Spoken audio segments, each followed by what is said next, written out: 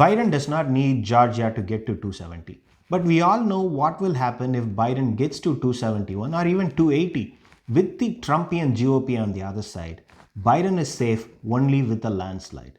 He needs an undisputable verdict from the people of the country. So Georgia is important.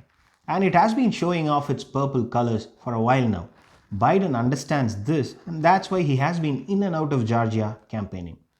And the fact that Trump has also been in the state tells us the race is too close for the Republicans to stay out of campaigning.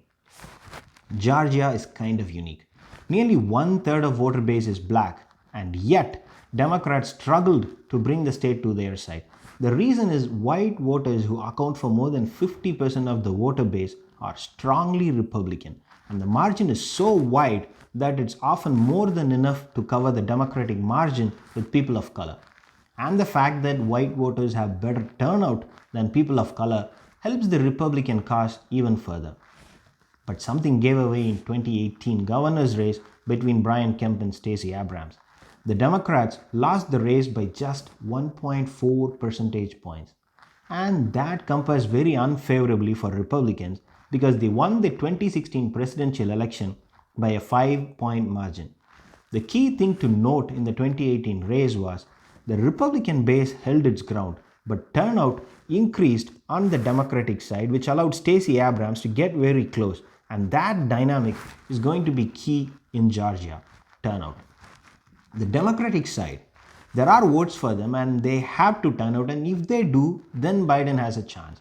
Because unlike in Texas, the Republican base for Trump in Georgia is actually holding very steady. Polls conducted in the last couple of weeks show that Trump is actually commanding 96% of support with Republicans in Georgia. In most states, the number has gone closer to 90. In Arizona and Texas, 94% voters who identify themselves as Republicans support Trump. In Florida, less than 90% Republicans support Trump, but in Georgia, 96% support Trump. What that tells us is the Republican base for Trump in Georgia is holding its ground better than it does in Florida, Texas, and Arizona. And as has been the case with Trump in all the 50 states, he has lost ground with women in Georgia.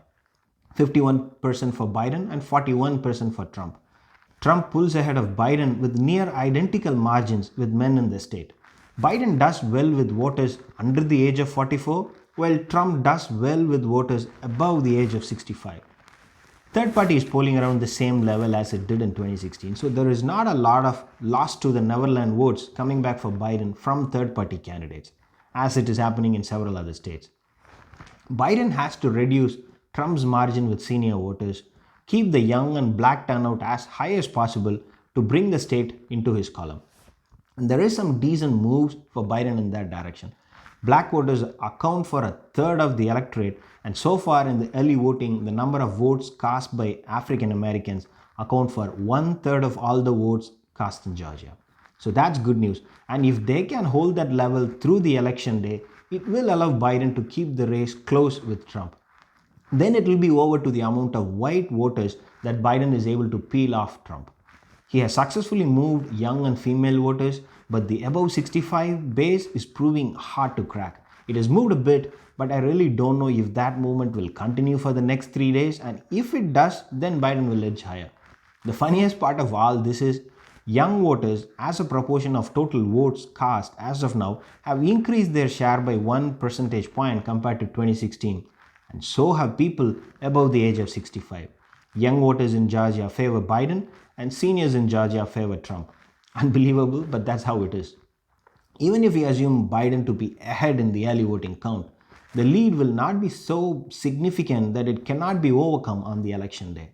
Georgia is still short of 2016 numbers by 265,000 votes. We are at 93.6% of 2016 turnout, which means we are definitely going to go past the 2016 numbers on the election day. As of October 31, 1.07 million African American voters have turned out, 81,000 short of 2016. We still need another 100,000 to stay in the race, but if we can go by another 200,000 more, it will start moving the race closer to Biden. It's a difficult job because most of the highly energized voters have already voted, and it will be very hard for Biden campaign to find the low propensity voters and move them to the polling booth. Georgia remains too close to call in favor of Biden, and Trump is not safe either. This possibly explains why both campaigns are sending their candidates to the state regularly. Both of them know that they have a chance, but neither can be confident of the result. But if you ask me which campaign I would rather be, I'll be with the Biden campaign because they still have additional cash while Team Trump has run out of money and Biden has invested well in Georgia. The Jon Ossoff plus Biden combination certainly looks like a better presidential Senate ticket in Georgia than the combination of Trump and David Perdue. Thanks for watching. If you like the content, please subscribe.